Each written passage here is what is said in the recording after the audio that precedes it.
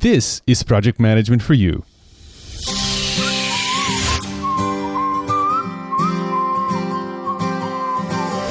Are you a solopreneur, individual, or small business owner who struggles with ideas and lacks converting those ideas into reality? Do you underpromise, afraid you won't deliver? Learn the least you need to know to start your path of turning ideas into reality and delivering on your promises. Each episode is designed to help you get things done. Welcome to Project Management for You with Cesar Abade.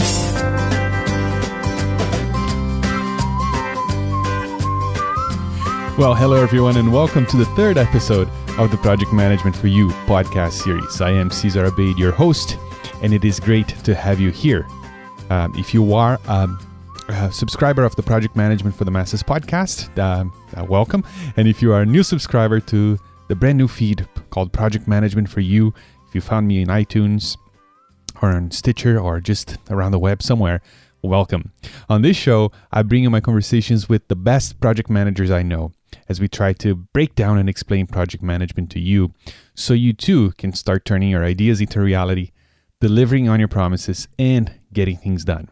Now, I'm extremely excited because at the same time that this podcast series is airing, I am actually running a Kickstarter campaign that will help me fund the costs of self-publishing my first book that will be called Project Management for You. If you'd like more information on that, you can visit projectmanagementforyou.com and see what's going on. This is the campaign has been up for less than 24 hours, and I'm happy to say that I'm as of right now, it's 4:52 p.m.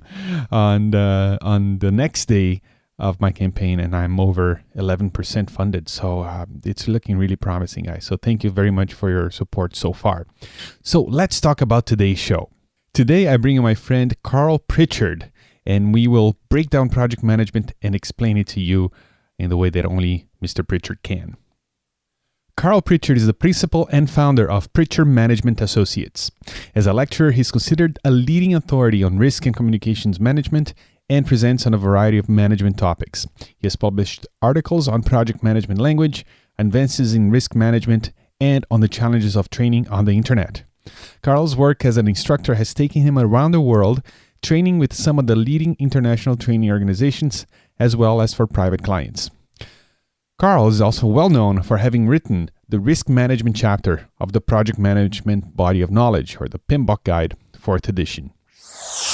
Today's special guest and project manager extraordinaire is up next. Hello, Carl. How are you? I'm great. How are you, Cesar? I'm doing well. Love listening to your radio voice. It's great. Yeah, keep talking. No one's stopping you.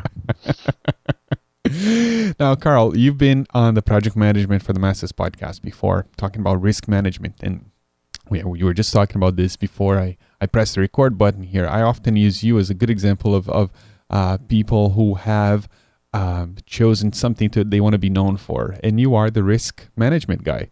I am the risk guy. Absolutely. It's the voodoo I do. Right. So I'm glad that there's somebody out there who's passionate about risk and willing to create content and write books on the topic. So thank you very much. You're welcome.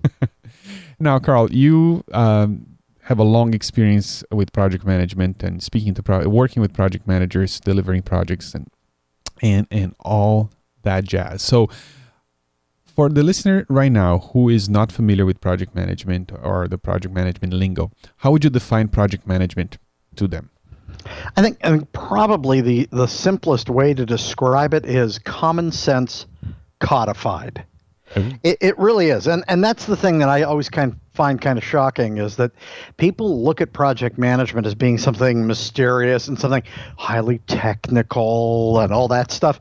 And that would be crap. The reality is that project management is basically doing a lot of the stuff that we do and understand and just normally do as part of our day-to-day routine, and just putting down kind of some rules around it. And that is fundamentally what we do. It's not that hard. When I first got into it, and I've been a project manager for about 25 years now, But when I first got into it, I was like, oh, they're asking so much of me. They want me to know all this stuff. And I was so terrified of it. And as I started going to the classes and taking the trainings and everything else, I came to a harsh realization. It's like, oh my gosh, these people know nothing more than I do. It's just a matter of they've got a basic set of rules as to how to be normal. And I was actually very encouraged by that. Just the whole idea that project management is basically getting stuff done in an ordered fashion. That's really what it is. Very interesting. And I agree with you. When I started studying project management, the difference is you you were doing that before, and I wasn't. I was not getting anything done. I was a mess until I started studying this and said, man, I can apply this to my life. I can apply this to anything. And all of a sudden, I became a more productive and individual that is reliable. And that's the reason I'm talking to you today, Carl, is because of project management and what it has done for my life. And that's why I have a passion for it. That's why I wanted to have you here today to talk about it. Well, I think something you just said, though, is really kind of important. And that is the whole notion of it becomes part of your day-to-day life. And that, for me, was like you. It was kind of a big realization. It was, oh, wow, this doesn't just apply to my work life. This applies to my home life. This applies to everything from, not too long ago, we decided to get a dog. My wife, we had never had a dog. My wife and I have been married for 30 years, never had a dog. We had cats, but we were not dog people, and found out that getting a dog is a much more involved process than getting a cat. And the interesting thing was, my wife, who is equally anal retentive, was perfectly comfortable with the notion of let's get together, let's break this down into the bunch of little things that have to happen in order to get to the achievement. And the achievement was ultimately just getting the dog. And there's a certain beauty to this in that you start realizing it becomes part and parcel of everything you do, from vacation planning to getting the dog to the heavy metal work that we actually have to do on our jobs. The listener might be, I don't agree with this, but people might be thinking, doesn't that take a little bit of spontaneity out of life? You know what? It does. And I am perfectly comfortable with that. I really am. Spontaneity is something that some people genuinely prize, but the reality is spontaneity also drives risk. And being the risk guy, I am trying to minimize risk in my life, and there is a certain joy to knowing that things are going to happen at a given point in time. There will always be outside influences. There will always be things that happen on the fly. But if you have a game plan as to where you want to go, if you actually have the little pieces it takes to get there, then if something comes up, you get to make an intelligent choice of, I'm not in any hurry. I'm going to go be spontaneous. Or, you know what? I've got to get this done. I can't afford to be spontaneous right now. And you actually get choices that you wouldn't otherwise have. Mm-hmm. I spoke with David Allen from Getting Things Done once, and he said it's a lot easier to be spontaneous in the kitchen if the kitchen is clean and the pantry is full. Amen. Yeah, absolutely. All right. So let's say people want to get started on this path of getting things done. What is the least, in your opinion, the least people need to know about project management? Two things, and that would be SMART objectives and the work breakdown structure. And just to kind of put those in terms of in more layman's terms, if you might, and that is, first, you need to know where you're going, and that's really kind of crucial. You need to know how the world is going to look different when you're done. All too often, we start on some endeavor with this. Well, I've got to paint the windowsill. That kind of thing. We'll take some benign little task that we're out to do without thinking about how do we actually want the world to look different when we're done. If we know how we want the world to look different when we're done, then we can go from there. We could actually build almost any way to get there. Weddings are a classic example. Weddings consistently get completely, utterly, totally out of control. People have just, spent billions on weddings. And It's insane. But if you know what is the outcome you're driving for, then getting to that point, you can start asking the smarter questions, which are, well, you know what? That doesn't really necessarily contribute to the outcome. If the outcome is we have a true memory on our hands, we were able to enjoy the moment of our union with our friends, we were able to just show our true love one for the other. If those are the things you're driving for in your wedding, it doesn't have to be an 800-person affair. And you start coming to that realization. You come to very intelligent realizations when you can actually set an objective by saying, okay, when we're done, how do we really want the world to look different? And start there and work our way back. All too often, people get wrapped up in the process, getting from here to there, and never get there as a result. Mm-hmm. What do you think? What do you say to someone listening right now who maybe they don't know exactly what they want until they start, and because of that, they don't take action? Yeah. Well, and in that case, I'd say, okay, what is one small first step? And it's kind of interesting if you ever saw the movie What About Bob? in the movie with Bill Murray, and if you've ever seen this movie, Bill Murray is just psycho, and he spends this entire the entire first part of the movie just I'm baby stepping toward the door, I'm baby stepping down the hall, I'm baby stepping down the sidewalk, and he's talking about the fact that he's basically getting as far as he can see and as far as he can stand given his current set of parameters. And I'm fine with that. If you can't plan the whole wedding, if you can't get out to where you're looking at wedded bliss as being the long-term goal, then maybe you want to look at something much, much smaller. I just want to be happy after a first date. You know, that might be as far as you want to go, and that much you can generally wrap your arms around. You can at least find a first step. But for that, you have to define what success looks like. You know, success for some people after a date may be that they got their first kiss. For other people, it might be, I survived and didn't throw up on my date. Yeah, it's a radical difference from person to person. And this is why we need to define, you know, look, as long as she walked away happy, I walked away happy, we had a good date. That may be all you're gunning for. And the key, though, is to make sure that you have some common set of values that you understand and know what done looks like, even if it's for that little baby step. And that ties back to the work breakdown structure. Now, I mentioned that's a common term of art in project management, and people, they get wrapped up in terminology. And when people started throwing the WBS at me, I was always like, okay, you lost me. But it's nothing more than the steps it takes to get something done. A WBS is nothing more than the steps it takes to get something done. Now, WBS doesn't put them all in order yet. That's done later. But the first thing to do and is to just basically identify what has to get done to color this done. I'm working on a huge project for one of my finance clients right now, and it's been enormous. It was a matter of video recording some training and doing backup in audio and having ongoing lesson plans that they're able to read and then submit their lessons after they're done with them.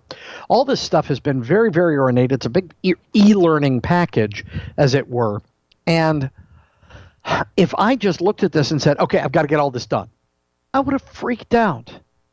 But today, for example, my goal today is to write 5 pages of content for the backup support documentation that goes with it. That's it. That's my big goal for today. I can do that. You know what? I can actually do that, Cesar. I can. And it's a beautiful thing because at the end of the day, I'm going to do my little happy dance at my desk because I got that done. Now, is the whole project done? Heck no. But at least I made forward progress. Well, people ask me, I've written 7 books on project management, 7 books. And people ask me, how do you find the time to write 7 books? I don't. I find the time to write 3 pages. That's actually how I get books written. I write them 3 pages a day. And if I have a day when I've got too much other stuff going on, I don't write 3 pages that day. But when I sit down, I promise myself I'm not just going to write a paragraph or two. I'm going to write 3 pages. And I commit to that. And that becomes something that's achievable. And you might say, well, gee, Carl, a book, some of your books, my risk management textbook, that's like 200 plus pages. Yeah.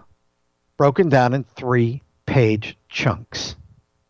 And that's how work gets done. That's how you're able to, you look at some people and go, how do they get all that stuff done? They're doing it in 3-page chunks. Baby step, baby step, yeah. Baby step. Down the hall. My favorite part of that movie is I'm swimming. No, I'm sailing. I'm sailing. I'm tied to the post. Yeah. Very good. So he got to that point by baby steps and he sailed. That's right. All right. So you talked about maybe defining requirements and the work breakdown structure. And that's, I agree with you. That's fundamental to projects. I mean, knowing what you want to do and then how it breaks down into smaller chunks. So do you believe that there are stages step back a little bit. I also believe that project management is also bringing an idea to reality. You agree? Yeah, amen. All right. So do you believe there are stages to bringing an idea to reality? And if so, what are they? I'd say, yes, there are stages to that. And the first thing is a fundamental belief system. And that is, you've got to believe in the outcome. It goes back to setting down those specific measurable objectives, something where you can say, I know what done looks like. One of the great tragedies for a lot of people, and the thing that inhibits a lot of forward progress for a lot of folks, is rather than identifying, what the end looks like, they will say, oh, no, I'm going to let it evolve as I go. And you used the word spontaneous.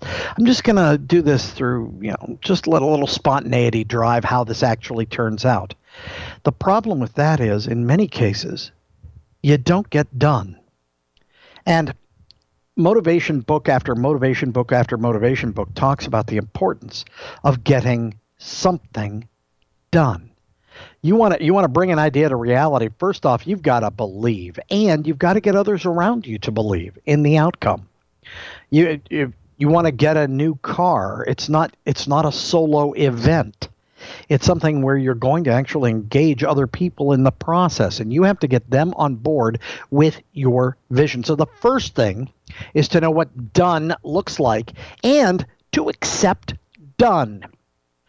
It's kind of noteworthy. I have a daily checklist, and this is kind of reflective of who I am, but I have a daily checklist, and I want you to know you're on here. It says PM for Masses Caesar. Yeah, there you are. Ta-da.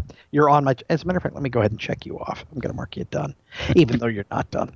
But I have this little checklist in front of me, and my checklist every day at the top of it – well, first off, my checklist has anywhere from 20 to 40 items on it on a given day. I will never get them all done on a given day. But every single one of those that I check off is done. When it's done, I get to delete it. And I have a little note up across the top of my checklist that actually says 15 is a triumph. If I get 15 check marks on my checklist, I have had a very special day. I really have. It means I got 15 elements of work done. And I think that's, the stages of bringing an idea to reality is first, know what done looks like for any given element that you're working on, be it the whole thing, be it the little pieces of the thing. I once heard a project management speaker of some repute get up and talk about the fact that sometimes you have to go back and redo work. And I almost threw up. I was actually angry, visibly angry at that moment. You don't go back and redo work. You go do new work. Now, granted, it may be to cover something that you already covered, but it's still got to be new work. And if we don't perceive it as new work, this is one of the things that kills ideation. It kills people with big ideas and wanting to get stuff done, because it's like, I keep going back to this. I mentioned painting the windowsill. There's a reason that one was actually near and dear to my heart. There was a chip on one of my windowsills in my house. And I went over to just touch it up. So I got a little can of paint from up at the Sherwin-Williams store, and I brought it home, and I was just going to sand down that spot and just paint over that one little spot. By the way, something very cool at the hardware store these days. When you go up to the paint store, you can actually take along a chip of paint, and they can match it perfectly now. They've actually got the little measurement tools. So that I had this little thing that just perfectly matched, and I got the smallest amount of paint possible because all I had to do was just touch up that one spot on the sill. Well, as I started sanding it some of the wood actually flaked off in my hand. And it's like, oh no. Now I got to get some wood putty. And of course, did I have wood putty in the basement? No. And this thing turned, what I thought was going to be a half-hour job turned into a half-day job. Because I was doing wood putty, I was sanding, and I was finding other flaws around the window frame. There was just problem on problem on problem. Welcome to life. Mm-hmm. But I could have looked at that as being, so I got one thing done today. I got that paint spot painted. Or I can look at it as, I took on 4 different tasks today. I supplied my workshop with extra supplies, including the stuff necessary to patch and sand wood. I got the paint. I prepared and sanded down my windowsill. I painted the spot. That's a much bigger thing. And if I look at them as separate tasks, I feel better about myself. If I look at this as I just spun my wheels for a half day just trying to paint one stupid spot on the windowsill, I will do nothing but frustrate myself. A big part of project management and bringing ideas to reality is to kill the frustration. Because we get so frustrated so easily by virtue of just spinning our wheels. If you feel like you're not spinning your wheels, you're moving forward. And if you're moving forward, then you have the potential to bring an idea to reality. Wow, yeah, and the window example is a perfect one because I don't think there's ever a situation where what you plan is exactly what happens. Right? There's always some we call it scope creep. There are new things that pop in and we need to do because we got started, but you don't know until you start. And what you're saying is you need to maybe have the right mindset, knowing ahead of time that you're gonna face some adversities and then treat them as progress instead of setbacks. Exactly. Treat them as success. Mm-hmm. I mean, the fact that I actually fixed my windowsill, I'm a hero. Just in case you didn't recognize that, Caesar, I am a hero. I want you to know that. Yeah, because I fixed my windowsill. I did it. I did not require outside labor. I did not drag in a carpenter. I fixed it myself. Rah. And this is, all too often, we'll look at something like that and just feel depressed about it, when in fact, those should be our moments of triumph. They should be the times when we're saying, not only did I get something done, I got something much bigger done. Bringing an idea to reality is not something that goes in a nice, smooth, linear way. And the key is, though, not to negate or downplay the work you did to get there. A lot of people would have taken that same episode and gone, I got stuck. It was 1 step forward and 8 steps back, and geez, I hate that. And if you take that kind of attitude, stuff will not get done.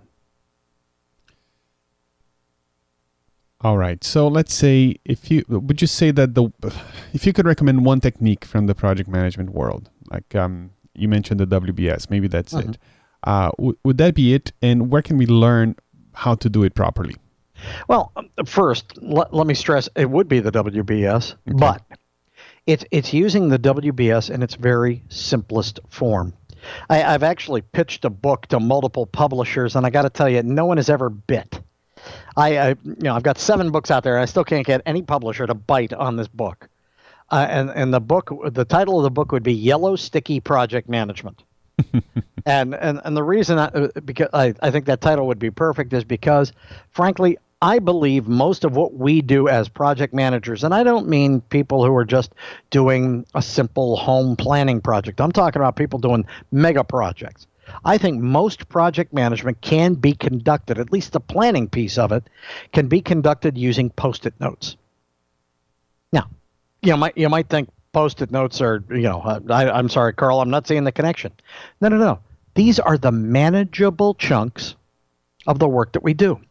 I actually taught project management to a kindergarten class. This has been a number of years back, but I was invited to a kindergarten class to explain project management. And I want you to think about that. These are kids who don't even know how to write yet. And how are you going to explain project management to them? It seems like a complex topic for a small group, but it wasn't. What I did was I took a pile of Post-its, and what I had on them were simple pictograms, little pictures, with stick figures and so forth, of all the steps involved in planning a family picnic. All the things it would take. Little pictures. One had a little drawing of a peanut butter and jelly sandwich on it. All the basic steps that are involved. Packing the car, the open trunk, the car driving down the road, that kind of thing. Took all those pieces into a bunch of little kids and said, did I forget anything? Now, that was kind of interesting because some of them had a different vision as to what belongs in a picnic. Some of them were like, we don't make the sandwiches. We don't have to do that. We go to McDonald's. And it's like, oh, okay. Well, that's fine, too. That works. I'm perfectly content with that. Got some input on some different approaches to picnicking, and that was fine. But what also happened was, and this is the other side of this, once they saw them, I laid out all these Post-its in front of them, and I said to them, let's all come over here to this wall, and what I want you to do, I want each one of you to grab one of my Post-its, and I want you to put it where it belongs, if that's the start, and then I pointed at the other end of the wall, and that's the finish. Does it belong near the start? Does it belong near the finish? Where does it belong? And I want you to put them in order. And one by one, the kids went up, and it was interesting because they, hey, don't move my Post-it. And I thought that was interesting because that was actually a real-life example where I could see, some senior executive going, hey, don't move my Post-it. Yeah, but it was compelling to watch them do this because what they were doing is one of the fundamental things of project management.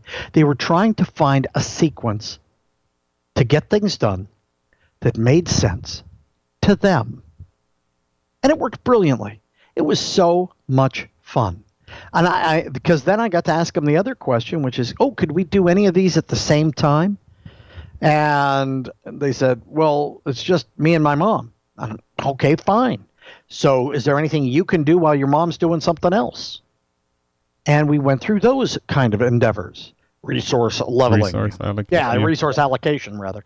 And it was interesting to watch them moving the Post-its around, getting them all maneuvered into position, and realizing this is actually exactly what we should be doing on the day-to-day basis. When I first got instructed on using Post-its to actually plan out work, and the first class I was in where they used them, I looked at that, and it was like scales fell from my eyes. I was like, how brilliant is that? How simple, how completely, utterly brainless. And yet, what you wind up with is the ability to look at a plan, to look at a game plan and say, oh, wow, this is perfect. Only one problem. It's going to take me 9 months to do this, and I only have 6 months to get it done. But at least I've got a jumping off point. At least I've got some sense of, is it achievable? Is there a sequence to this?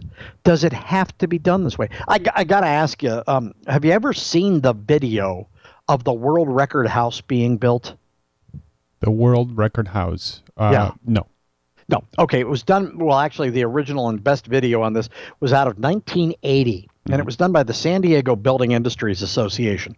And the cool thing about this particular video, and the title of the video is The 4-Hour House. That's the title of the video.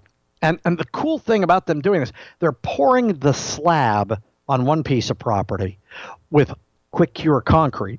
They're pouring the slab while they're building the roof on another part of the property, while they're building the frame on another part of the property. They're basically prefabbing a house on one piece of ground. And then they're putting it all together, and they get the whole kit and caboodle down to the finish work and the cabinetry done in under 4 hours. And as a matter of fact, way under 4 hours. What's amazing as you watch this video happening is you start realizing if we know the pieces of work that have to be done, then, and this is where the creative piece comes in, then we can get creative. Then we can get really, really inventive about all this. And it all starts by just breaking things down into chunks we can understand, putting them into what is the most desirable sequence, and then saying, okay, now, where can I break rules? Where can I do something different? How can I approach this that I might not have otherwise considered? And it's amazing how that gives you license. It gives you opportunity. It opens your eyes to other possibilities. It basically sets the stage so that you have a much clearer vision as to when, where, and how you can actually approach this intelligently. And all too often, we say, no, I'll just keep going forward, and as long as I'm moving forward, I'm doing okay. You might be spinning your wheels, even though you're making forward progress, without realizing it. And you could have been saving yourself a lot of time if you had just taken a look at the whole thing as one big package from the very outset. If you had just looked at it that way. And I think, honestly, if you're looking for like the one tool that I use religiously in almost every aspect of the work that I do, the goofy tool is Post-it notes. Mm-hmm. I believe in yellow sticky project management. I think it's a fine idea for a book, by the way. Yeah, I thought so too. All right, so let's say, where can you recommend a resource for people who want to go and learn how to do work breakdown structures? Well, I could recommend the book How to Build a Work Breakdown Structure. Okay. That was written by Carl Pritchard in 1999. I will add that to that link to the show notes. Yeah, that's worth adding in there. Uh-huh. But honestly, if one of my favorite, if you're looking for a college textbook on all of this, it would be Project Management, a Managerial Approach by Meredith and Mintel. That's also just a really, really healthy volume. Mm-hmm. And Project Management for Dummies. Everybody kind of like disses the dummies guides, but I think they have a lot of value, and that's another place where I would go. Oh, one other great book, Project Management, the Briefcase Series by Gary Hirkens. Last name is spelled Heerkens. And Gary Hirkens' book, here's why you'll love this. It's affordable. It's less than $20. It's thorough. It's well written. It's simple. It's written in layman's terms. So I really like Gary's book for that too. Very good. And listener will be able to find links cool. for all these resources here. That's great. On the website. I'll just add a link to them. Thanks for that, Carl. Now, so you have all your stickies and you're trying to get creative and you realize, I'm going to have to bring some people in here to help me, right? Absolutely. What is the best way to know when and what to delegate to people and also to compel them to collaborate on a project? It goes back to definable chunks. Getting work down to a small enough chunk that they actually can get something done. McClellan was a social theorist who said everybody has three basic needs. They either have the need for power, the need for achievement, and the need for affiliation. And any one of those three can be served here, but the key is to make sure you have discrete chunks of work so that if they have a high need to achieve, they can actually declare something done. If they have a high need for affiliation, you make sure that when they're doing that discrete chunk, they know who it's serving, who it's actually helping, who's going to be the recipient. If you've ever finished, for example, a lot of stuff we do is just documenting and clerical and administrative. And you'll document something and you'll finish a document that's required by some government agency. And you'll finish it. And you'll turn it over to the person who's responsible. It's like, wow, I'm done. At least I think I'm done. But the paperwork's done. I filled out the form. I submitted it. There's no joy in that. We have to find the joy there. There's a matter of if you want people to engage, you want people to play along, you want people to join, you've got to tell them, you know what happens the moment you finish this?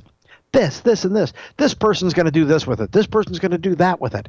They need to know whatever it is they're producing has merit and value, where it's going, what other processes and people it's enabling, what doors it's opening. You don't open doors for them, frankly, they're going to be like, I'm doing this once for you as a favor and I'm never doing this again.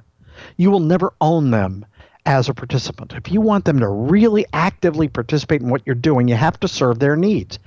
If they've got a high need for power, I love these people. You've got, people, I want power. I just graduated from Stanford. Give me power. It's like, yeah, Junior, sure. It's amazing how many people think they crave power. You want to give somebody power?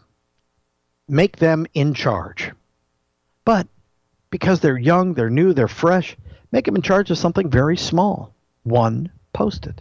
But give them the liberty to do it the way they want to do it.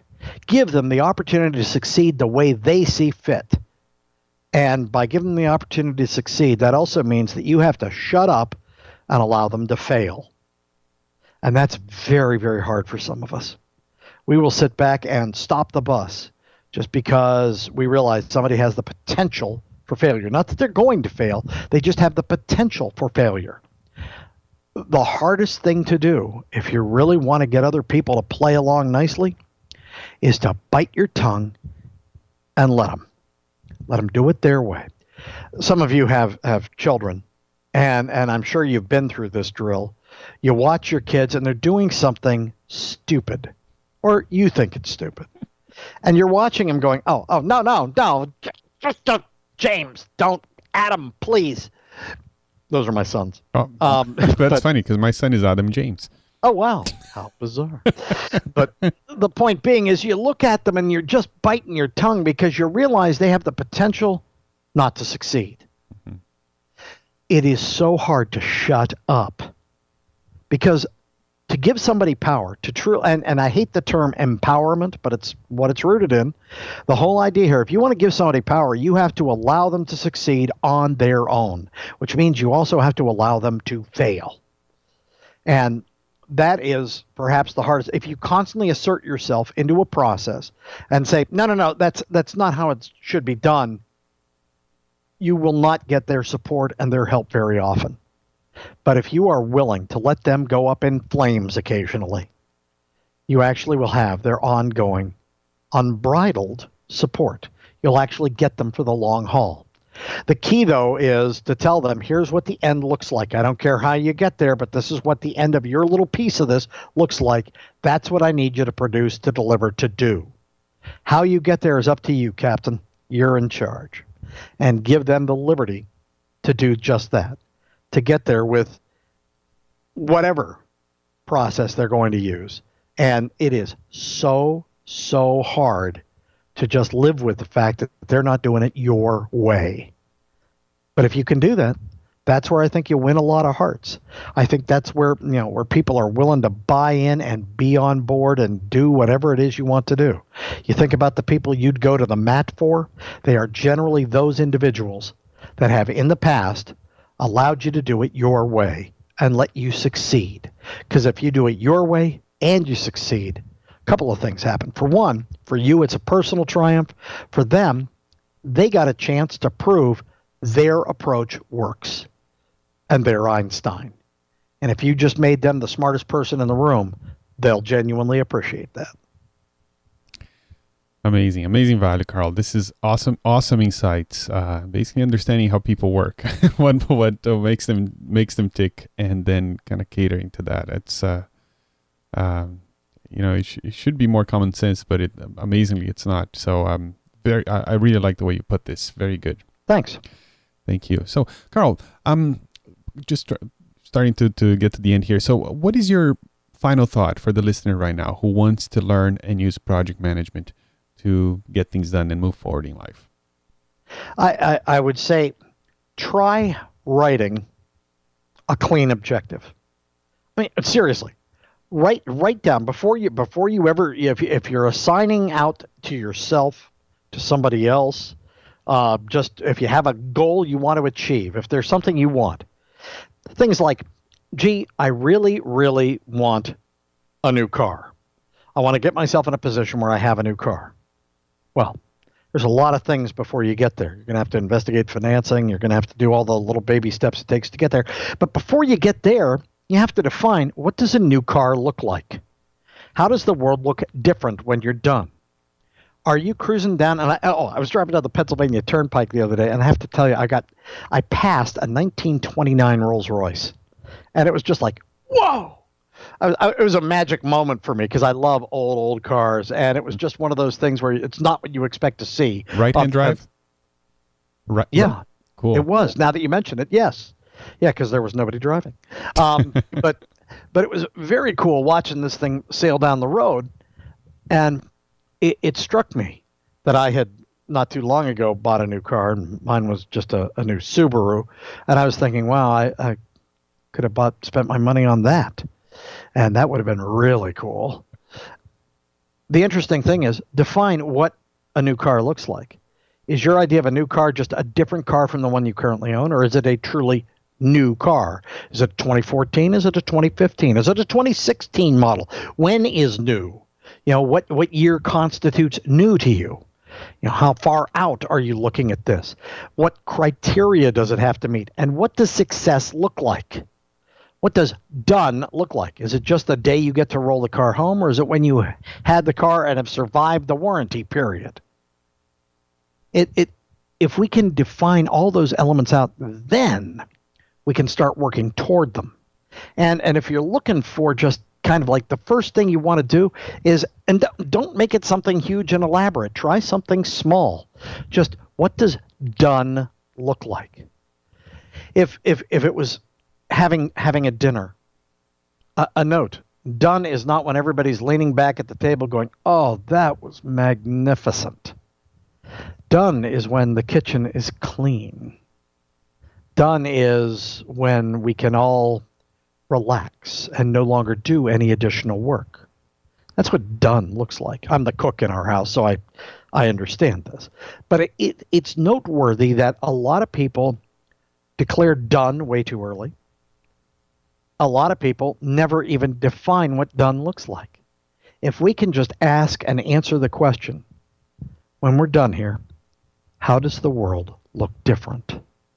If we can answer that simple question, it's an amazingly powerful question. By the way, those of you with kids, let me stress to you, that's a nasty question to use on your kids. It really is. Think about that. When we're done here, how does the world look different? Ask them that question sometime, especially when they're screaming at you. Those of you with teenagers, you've probably been through this, where your kid is just upset about something. You have no idea, Mom. It's awful. My life is, and they're screaming their lungs out at you like it's your fault, whatever's going on. And you look at them and you're, James, when we're done with this conversation, how do you want the world to look different? It is. It's an amazingly powerful tool up and down the line. If you're looking for a first step, giving that question and answering that question are amazing ways to open doors, to open insights, and to get people headed in the right direction. Be it on a very micro scale of just, what am I going to get done this morning? Or on a macro scale, what am I going to get done that leads to the outcome I want 5 years from now, 10 years from now, as I retire and move on with my life? If you can define what done looks like, there's a real joy in that, and it starts on the micro and builds to the macro. Awesome. Amazing value that you just gave us here, Carl. Thank you so much. Carl, if people want to learn more about you and what you do, where should they go? Well, first, it's my website and my email are closely aligned. My email address is Carl, C-A-R-L, at Carl Pritchard, P-R-I-T-C-H-A-R-D, Carl at carlpritchard.com. And my website is obviously carlpritchard.com. But if you have other questions, if you have other insights, and courtesy of Cesar and all the efforts that he puts into these things, I am the cost of an email. If you have any questions or concerns about anything we talked about here, I am perfectly amenable to you popping me an email, and I will get back to you within 24 hours, always. And I can vouch for that. Yeah. Yeah. Carl, thank you for being so accessible. I know you have a lot on your plate, a lot of stickies to take care of. Yes, I do. And I appreciate your time, and I'm sure the listeners appreciate it as well. Thank you so much again, and we'll stay in touch. Thank you for the opportunity. Project Management for You, breaking down project management and supplying you with tips, advice, and simple steps to turn your ideas into reality. Learn more at projectmanagementforyou.com. All right, I tell you, Carl Pritchard is a natural teacher, as you can see, and talking to him on this topic was really, really helpful to me. And I'm in this industry for a long time, but he just has that natural gift of teaching. So thank you, Carl, for being on the show. And everybody, please check out his website and get in touch with Carl. He's really a great guy. And I hope you enjoyed this conversation. Now, if you enjoy what you're hearing here and you'd like maybe a step-by-step approach to using project management to start turning your ideas into reality, delivering on your promises, and getting things done, head on over to projectmanagementforyou.com and consider backing this book project. And if you are listening to this episode way into the future, you'll be able to get a copy of the book at that address. Now, I have the dates firmed up now, and this campaign is going to run throughout the month of October 2014, and the last day for you to come and help back this project is November 1st, 2014, at midnight Eastern Standard Time. So, as I said at the beginning, I'm really happy and encouraged by the support I've had so far. But I'd love for you to come and consider either backing it or sharing it with your community, with your friends, or maybe doing both. So, this is what I had for you today. I hope you enjoyed my conversation with Carl Pritchard, and have a great day, and I'll talk to you tomorrow. And until then, remember that life is a project and you are the manager. Ciao, ciao. Thank you for listening. Tune in next time for more inspiring interviews and key information to help you get things done. Want to learn more? Go to projectmanagementforyou.com and order Caesar's book, Project Management for You. Your path of turning ideas into reality starts now.